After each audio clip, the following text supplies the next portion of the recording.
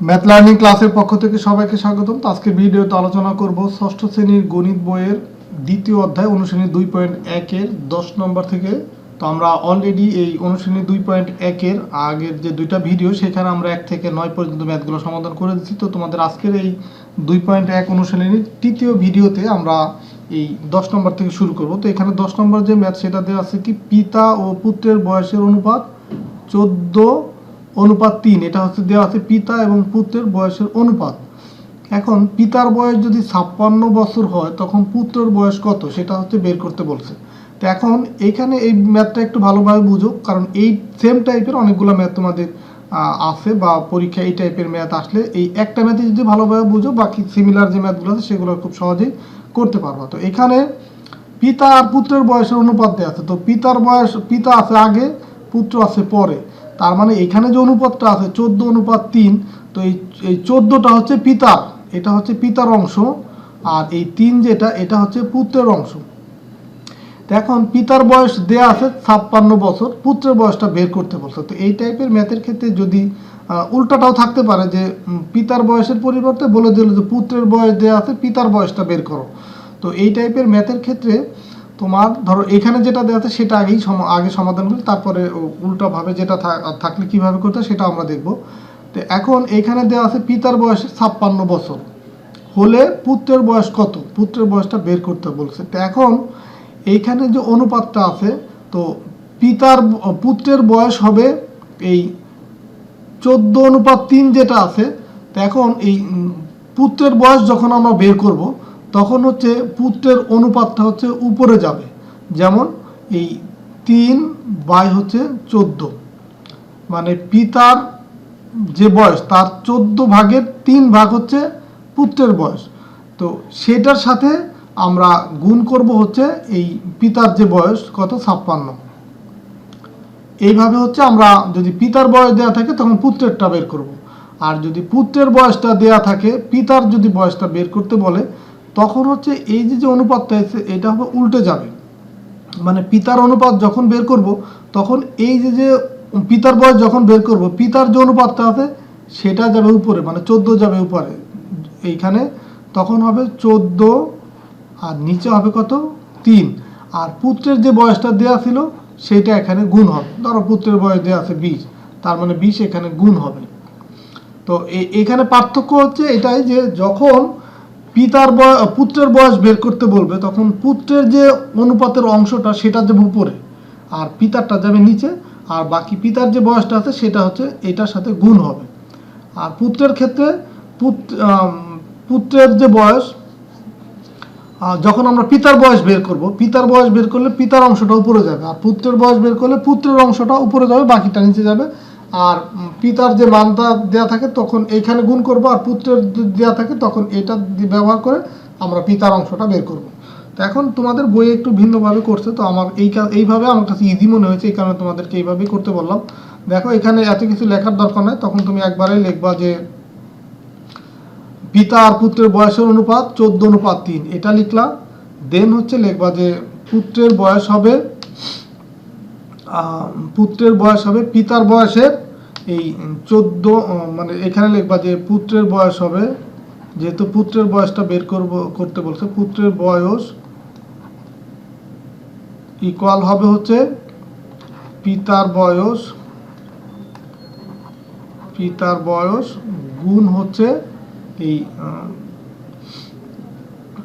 3, পুত্রের অংশের উপরে যাবে, আর এই যে 14 এত গুণ, মানে এই অংশের এত গুণ। তো এইভাবে করে তোমরা এই ম্যাথটা করবা, তাহলে খুব সহজেই তোমাদের হয়ে যাবে। একই অ্যান্সার আসবে যে এখানে পিতার বয়স ছিল কত 56, তো আমরা এখানে লিখি 56 গুণ হচ্ছে 3 আর নিচে আছে 14। তো এখন 14 আর 56 যদি আমরা কাটাকাটি করি তো এইটা হবে 4, তো 3 4 হয় 12, তার মানে পুত্রের বয়স হচ্ছে 12 বছর। এটাই হচ্ছে অ্যান্সার, এত বছর। তো আশা করি তোমরা বুঝতে পারছো। তো এরপরে আমরা 11 নম্বর ম্যাথটা দেখব। তো 11 নম্বর ম্যাথে দেওয়া আছে যে দুইটি সংখ্যার অনুপাত দেওয়া আছে 630। এটা হচ্ছে দুইটা সংখ্যার যোগফল দেওয়া আছে 630, আর এই দুইটা সংখ্যার যে অনুপাত সেই অনুপাত হচ্ছে 10:11। তো সংখ্যা দুইটি নির্ণয় করতে বলছে। তো এখন এই যে দুইটা সংখ্যার যোগফলের সমষ্টি কিন্তু দেওয়া আছে। তো আগের ম্যাথে দেখো যে এখানে পিতার বয়স দেওয়া ছিল, পুত্রেরটা বের করতে বলছে। যদি এমন থাকতো যে পিতা ও পুত্রের বয়সের যোগফল, তখন কিন্তু যে এই ম্যাথটা আর ওইটা সেম হতো। এখানে কিন্তু কথাটা একটু ভিন্ন আছে, এখানে একটা দেওয়া আছে, বাকিটা বের করতে বলছে। আর এখানে হচ্ছে দুইটার যোগফল দেওয়া আছে, এখন সংখ্যা দুইটি বের করতে বলছে। তো সেই ক্ষেত্রে ম্যাথটা করতে হবে যে প্রদত্ত অনুপাত যেটা দেওয়া ছিল 10:11, অনুপাত দুইটির পূর্ব ও উত্তর রাশির যোগফল, মানে এই যে অনুপাত দেওয়া ছিল 10:11, সেটা যোগ করলে আমরা পেলাম হচ্ছে 11। 10 + 11 ইকুয়াল পেলাম কত? 21। এখন প্রথম সংখ্যা হবে এই যে যোগফলের যে মানটা ছিল সেটা এত, এর এই যোগফলটা নিচে যাবে, আর প্রথম যে অংশ এই পূর্ব রাশি এটাই তো প্রথম অংশ, আর এটা হচ্ছে দ্বিতীয়, মানে এই 11টা হচ্ছে দ্বিতীয় আর 10টা হচ্ছে কি, এটা হচ্ছে প্রথম।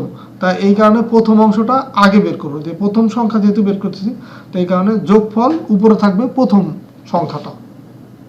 তো এখন এটা কাটাকাটি করলে 21 এই 63-র ভিতরে যায় হচ্ছে 30 বার, 30 বার, আর 30 আর 10 গুণ করলে 300। এখন দ্বিতীয় সংখ্যাটা যখন বের করব তখন অনুপাতের দ্বিতীয় অংশটা উপরে যাবে, মানে 11 উপরে যাবে। এটা সেমভাবে কাটাকাটি করলে হবে 30, আর 30 আর 11 যদি আমরা গুণ করি তখন 330। এটাই হচ্ছে সংখ্যা দুইটির যোগফল, 300 আর সংখ্যা দুইটি 300 একটা আর একটা হচ্ছে 330। এখন এইটা ম্যাথটা তোমার সঠিক হয়েছে কিনা দেখবা, যে সংখ্যা দুইটি পাবা এই দুইটা সংখ্যার যোগ করলে তোমার এইখানকার যে যোগফল সেটার সাথে মিলে যাবে। এই 300 আর 330 যোগ করলে 630 হয়। যদি কখনো যোগফলের সাথে তোমার না মিলে তখন বুঝবা যে তোমার ক্যালকুলেশনে ভুল আছে। এখন 12 নম্বর যে ম্যাথ, 12 নম্বর ম্যাথটা দেখো যে দুইটি বইয়ের মূল্যের অনুপাত দেওয়া আছে 5:7। এখন দ্বিতীয়টির মূল্য 84 টাকা হলে প্রথমটির মূল্য কত? এটা কিন্তু সেম ভাবে যে পিতা পুত্রের মতো সেম, যে পিতা ও পুত্রের বয়সের অনুপাত দেওয়া ছিল একটা, আর একটা দেওয়া আছে যে দ্বিতীয়টির পিতার বয়স দেওয়া ছিল, পুত্রেরটা বের করছে। এখন এখানে সেই পিতা পুত্র না বলে এখানে দুইটি বইয়ের মূল্য বলছে, আর এখানে দ্বিতীয় বইয়ের মূল্যটা দেওয়া আছে, প্রথমটির মূল্য বের করতে বলছে। তো এটা সেমভাবে আমরা পিতা পুত্রের মতো করেই করব, যে দুইটি বইয়ের মূল্যের অনুপাত দেওয়া আছে 5:7। এখন প্রথমটির মূল্য হচ্ছে বের করতে বলছে, এই কারণে হচ্ছে প্রথম বইয়ের মূল্য হবে দ্বিতীয় বইয়ের, দেখো আমরা আগেরটার মতো যে এই যে দুইটা অনুপাত আছে, যেহেতু আমার প্রথমটার মূল্য বের করতে বলছে এই কারণে এই প্রথমটার মূল্য হবে এই, তখন হচ্ছে এই 5 যাবে উপরে আর 7 যাবে নিচে, এত গুণ, মানে দ্বিতীয়টির এত গুণ হবে। তার মানে দ্বিতীয়টির মান ছিল কত? 84। এই যে 84 ছিল দ্বিতীয় বইটির মূল্য, তার মানে এই 84 গুণ হচ্ছে 5/7। এখন এই 7 এটার ভিতরে কাটাকাটি যায়, 7 84-র ভিতরে। এটা আমি একটু পরিষ্কার করে লিখি, এখানে যে 84 এত গুণ হচ্ছে 5 আর নিচে আছে 7। তো 7 এটার ভিতরে কাটাকাটি যায়, 7 10-কে 70, 7 11 77, 7 12 হচ্ছে 84। তার মানে এখানে 7 এটার ভিতরে যায় 12 বার, আর 5 আর 12 গুণ করলে হয় কত? 5 12 60। এটা হচ্ছে তোমার এই প্রথমটির মূল্য, এই এত টাকা, এই এত টাকা, এটা প্রথমটির মূল্য। আবার যদি প্রথমটির মূল্য ধরো এই 60ই যদি দেওয়া থাকতো, তো দ্বিতীয়টির মূল্য বের করলে কি হবে? যে দ্বিতীয়টির তখন হচ্ছে এই 60-এর 60 গুণ। এখন কিন্তু এই অনুপাতটা উল্টে যেত, যেহেতু আমরা দ্বিতীয়টি বের করব এই কারণে অনুপাতের দ্বিতীয় মানটা উপরে যাবে, তার মানে 7 আর নিচে থাকতো 5। তো এখন এইটাও যদি আমরা কাটাকাটি করি দেখো তখন 84 আসবে, যে 5 12 60, মানে 12 বার যায়, এই 12 আর 7 গুণ করলে কত হয়? 84 হয়। তো এইভাবে প্রথমটি বা দ্বিতীয়টি বা পিতা পুত্র যে কোনো অনুপাতই বলুক, যদি একটা মান দেওয়া থাকে আর বাকি দুইটার অনুপাত দেওয়া থাকে, তখন আমরা যে মানটা বের করব সেটার অনুপাতের অংশটা উপরে যাবে। এটা মনে রাখলেই তোমরা এই ম্যাথটা করতে পারবে, এই টাইপের ম্যাথ। তো আমরা এই ভিডিওর লাস্ট যে ম্যাথ, 13 নম্বর ম্যাথ, যে 18 ক্যারেটের 20 গ্রাম ওজনের সোনার গহনার সোনা ও খাদের অনুপাত দেওয়া আছে হচ্ছে 3:1। আমরা জানি যে সোনার ভিতরে কিছু কিন্তু অপ্রদ্রব্য বা খাদ থাকে, সেটা হচ্ছে দেওয়া আছে যে অনুপাত হচ্ছে 3:1। এখন ওই গহনার সোনা ও খাদের পরিমাণ নির্ণয় করতে বলছে। টোটাল ওজন হচ্ছে 20 গ্রাম। এই 20 গ্রামের ভিতরে সোনা আর খাদের অনুপাত দেওয়া আছে 3:1। তো এখন এই 20 গ্রামের ভিতরে আমাকে বের করতে হবে যে টোটাল কতটুকু মূল সোনা আছে আর কতটুকু হচ্ছে খাদ আছে। তো এটাও খুবই সহজ, যে সোনা ও খাদের অনুপাত যেটা দেওয়া ছিল সেটা লিখলাম। এখন যেহেতু এই দুইটারই যোগফল দেওয়া আছে, যোগফল মানে কি 20 গ্রাম, মানে টোটালটাই দেওয়া আছে, সোনার খাদ মিলে হচ্ছে 20 গ্রাম। তো যেহেতু যোগফলটা বা মূল টোটালটা দেওয়া আছে, তো এখান থেকে যদি আমি আলাদাভাবে সোনার খাদের পরিমাণ বের করতে চাই তখন অনুপাত দুইটা যোগ করতে হবে, যে অনুপাতে রাশি দুইটি যোগফল 3:4। এখন গহনার সোনার পরিমাণ হবে 20 গ্রাম এর এই প্রথম মানটা উপরে যাবে। সোনার ক্ষেত্রে দেখো যে সোনার ক্ষেত্রে 3 উপরে ছিল, 3টা প্রথম ছিল, এটাই তো সোনার অংশ আর এটা হচ্ছে খাদের অংশ। তো এই কারণে এই যোগফল যাবে নিচে আর সোনার যে অংশের যে অনুপাতের মান সেটা উপরে যাবে, এই 3/4। তো এখন এই 4 আর এটা কাটাকাটি করলে কত হয়, 4×5 = 20, এই 3×5 = 15 গ্রাম। এটা হচ্ছে সোনার পরিমাণ। আর খাদের পরিমাণ হবে এই 20 গ্রামের 4-এর 1 অংশ।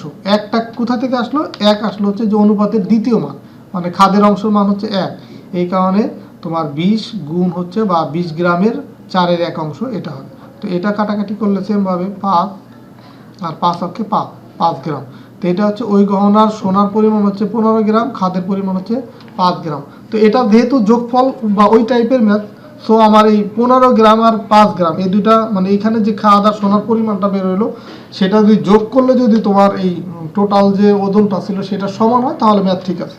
আর যদি এই টোটালটার ওজন এটা যোগ করলে আর টোটালটার সমান যদি না হয় তখন কিন্তু বুঝবা যে এই ম্যাথটা ভুল আছে। তো ঠিক আছে, সবাইকে ধন্যবাদ ভিডিওটা শুরু থেকে শেষ পর্যন্ত দেখার জন্য। আশা করি তোমরা এই ভিডিওটা বুঝতে পারছো।